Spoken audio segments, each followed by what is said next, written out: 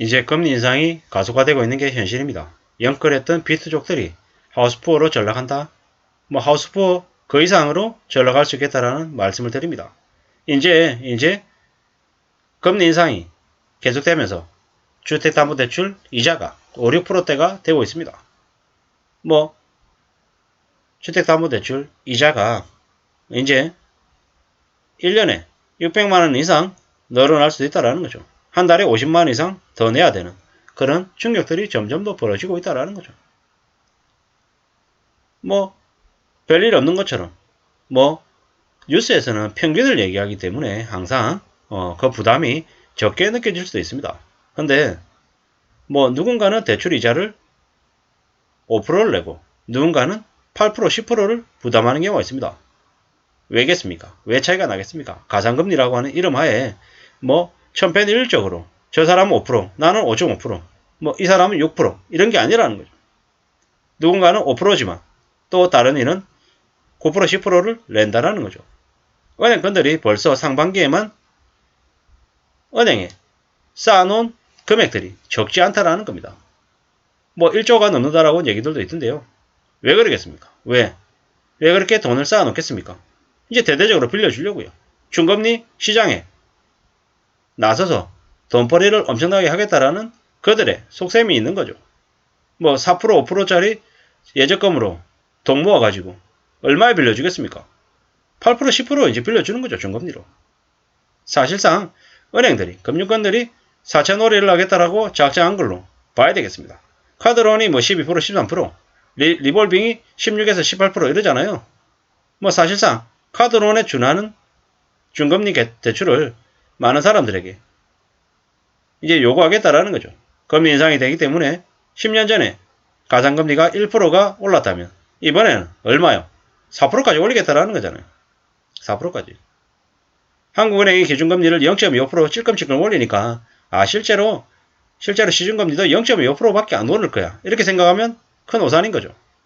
한국은행이 0.25% 올려도 미국이 0.5 올리고 0.75% 올리면 그냥 한국은 시중금리가 그냥 0.78% 올라갈 수도 있다라는 거죠.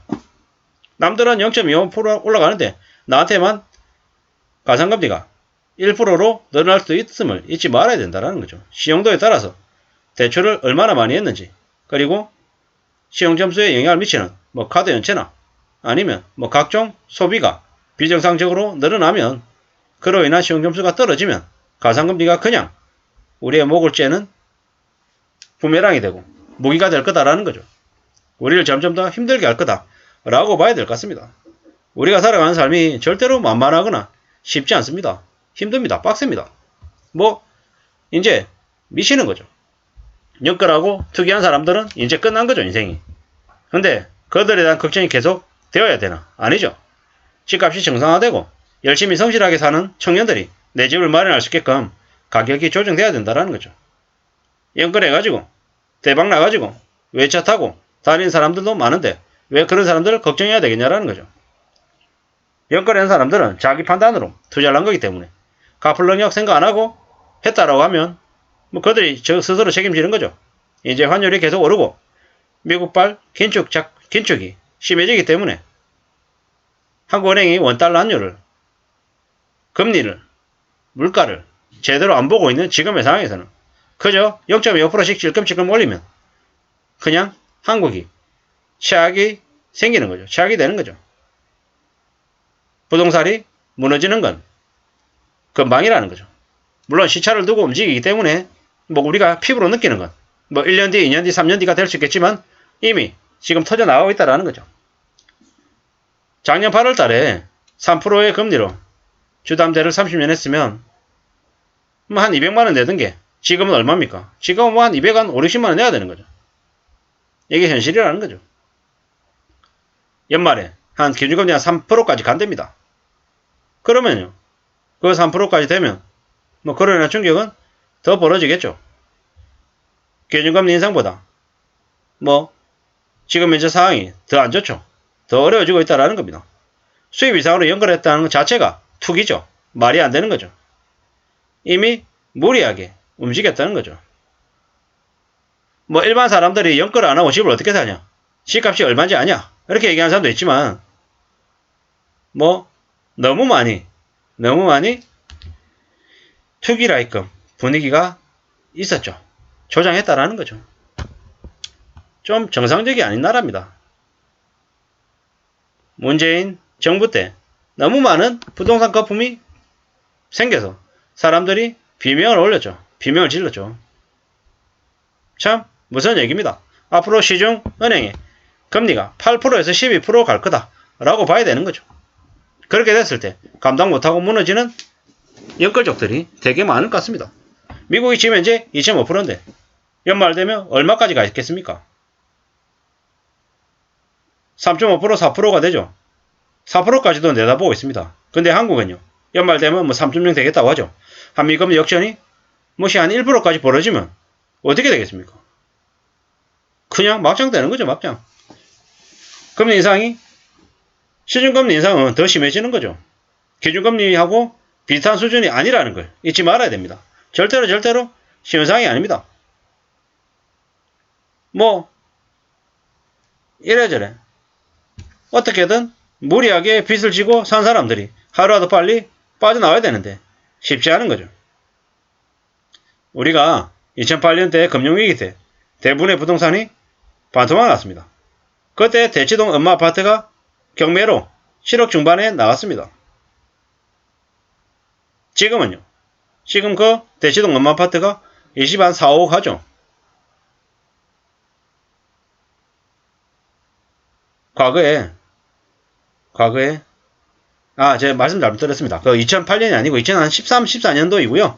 그때 경매 나왔을 때 한 7억 중반대에 팔렸던 거고 뭐 그러한 일들이 이번에 또 반복 안 된다고 누가 장담합니까? 누가요? 그때는 지금보다 그래도 가계부채가 낮았습니다. 지금의 한 절반 정도 가계부채였죠. 근데 지금은요. GDP 대비 120% 넘어섰죠. 뭐 DSR 기준으로 하면 70%가 넘는 이들이 상당하다랍니다. 70% 넘어가면 원리금 상환이 제대로 되겠습니까? 안 되죠. 뭐 경매에 넘어갈 가능성이 매우 큰 부동산들이 많다라는 거죠. 경매 넘어가고 또 금매 늘어나고 감정가 더 바뀌고 이러면 부동산 하락세가 점점 더 심해질 수밖에 없는 거죠. 지금은 호가가 너무 많이 높아져 있는 상태이기 때문에 사람들이 함부로 사겠다고 뛰어들 수가 없는 상황입니다. 금리는 높아지고 집값은 말도 안 되게 저 높이 설정이 되어 있고 사람들이 사겠다라고 뛰어들 수가 없는 거죠. 그래 할 수가 없다라는 거죠. 뭐 이래저래 사람들의 삶이 더 힘들 수밖에 없다라는 거죠. 빚을 내서 무리하게 빚을 내서 집을 산 사람들은 아마 대충격에 휩싸일 것이고 부동산 거품은 터질 수밖에 없다라는 거죠. 연장이 되면 참 좋은데 그러기 어려울 겁니다. 그리고 지금의 정부가 부동산을 잡으려고 지탱하려고 발부등을 치지만 그러한 것들을 막기에도 역부족입니다. 이미 엄청난 가계부채가 쌓여있기 때문에 그것들은 터질 수밖에 없다라는 거죠.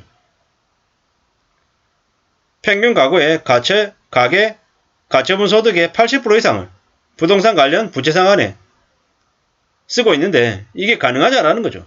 말이 안 되는 거죠. 이거 터지면 그냥 국가 부도 위기 직전 1997년에 IMF가 다시 벌어지는 거죠. 무리하게 만들어진 거품은 시기가 차이가 있을 뿐 터질 수밖에 없다라고 봐야 됩니다. 감당할 수 있을까? 감당 못하는 사람들이 꽤 많아질 것 같습니다. 무서운 얘기죠. 무서운 얘기입니다. 참 암담한 일들 생각해야 되는 거죠.